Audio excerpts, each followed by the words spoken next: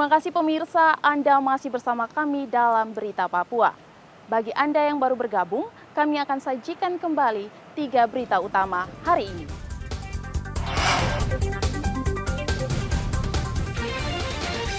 Polda Papua siapkan 13.600 personel gabungan untuk amankan pilkada di 4 provinsi.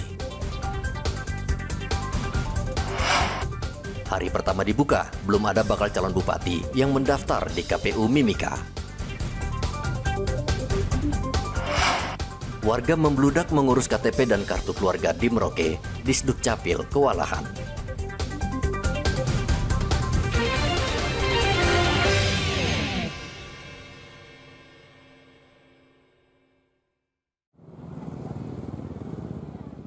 Tidak seperti biasanya, kantor Disduk Capil Merauke padat dengan warga yang antre untuk mengurus kartu tanda penduduk elektronik dan kartu keluarga. Antrian ini terjadi karena keterbatasan peralatan dan tenaga, sehingga pelayanan terhadap masyarakat menjadi terganggu dan lambat.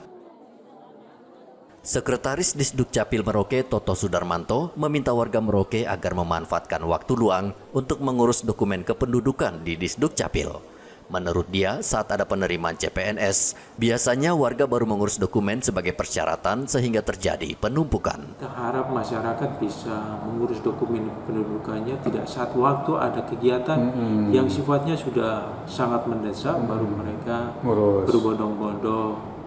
Diharapkan ya tempo-tempo sebelumnya, kalau memang pas di rumah santai itu diperhatikan dokumen kependudukannya sehingga tidak berbondong-bondong seperti begini. Kita selalu mengingatkan begini, mungkin masyarakat belum menganggap ini hal yang betul-betul menyentuh. Sebenarnya bukan menyangkut pelayanan dasar, tapi kalau sudah begini kan berkaitan dengan pelayanan dasar juga. Kita berapa banyak Pak diterbitkan itu? Artinya ada sekitar 1000-an satu hari itu Pak ada? Kita punya kemampuan print KTP itu satu hari 250. Sementara ini ada 2, mungkin sekitar kurang lebih 500. Permintaan itu Pak ya? Itu. Saat ini, kemampuan kantor Disduk Capil Merauke untuk mencetak KTP hanya 250 lembar setiap hari.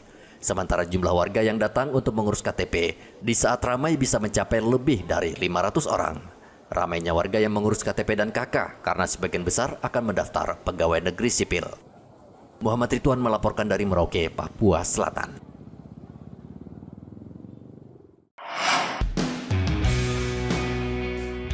Saat ini pembangunan di Papua sangat pesat, khususnya di Kabupaten Jayapura.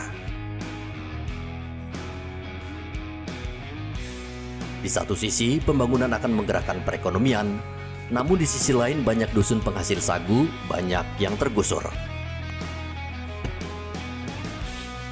Hal ini yang mendorong komunitas Colo Sagu Papua menggelorakan kembali semangat menanam sagu di Dusun Sagu Bityai Pai, Sentani, Kabupaten Jayapura. Program menanam sagu itu bertujuan untuk menyadarkan kembali seluruh masyarakat Papua akan kembali ke pangan lokal sagu. Tujuan utamanya itu kan terkait dengan keseimbangan antara keseimbangan pertumbuhan masyarakat, keseimbangan hutan, dan juga keseimbangan pada bahan makan pokok.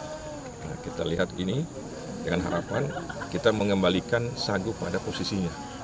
Paling tidak itu nanti di meja makan itu jangan hanya menu yang lain, sagu juga ada, menu sagu. Itu harapan kami.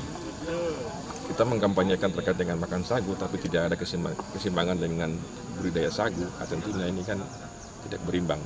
Kita tahu sendiri bahwa usia produktif daripada sagu kan puluhan tahun, di atas 15 tahun.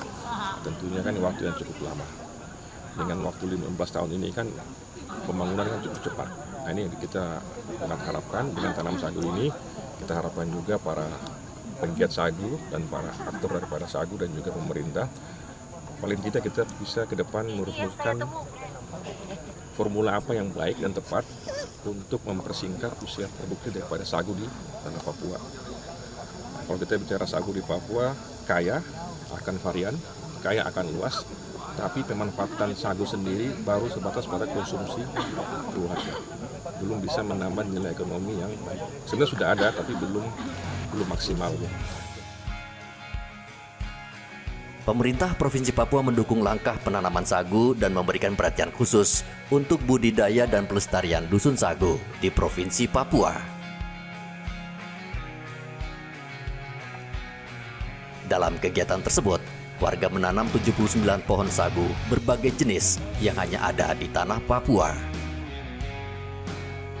Untuk diketahui, tanaman sagu sendiri memiliki 39 spesies yang berbeda, dan mayoritas dari 39 spesies sagu itu hanya ada di tanah Papua. Ari Bagus Purnomo melaporkan dari Kabupaten Jayapura, Papua. Pemirsa, informasi tadi sekaligus mengakhiri jumpa kita dalam Berita Papua. Saya Graciela Taime mewakili seluruh kru kerabat kerja yang bertugas menyampaikan terima kasih. Selamat beraktivitas. Sampai jumpa. Wanyambe.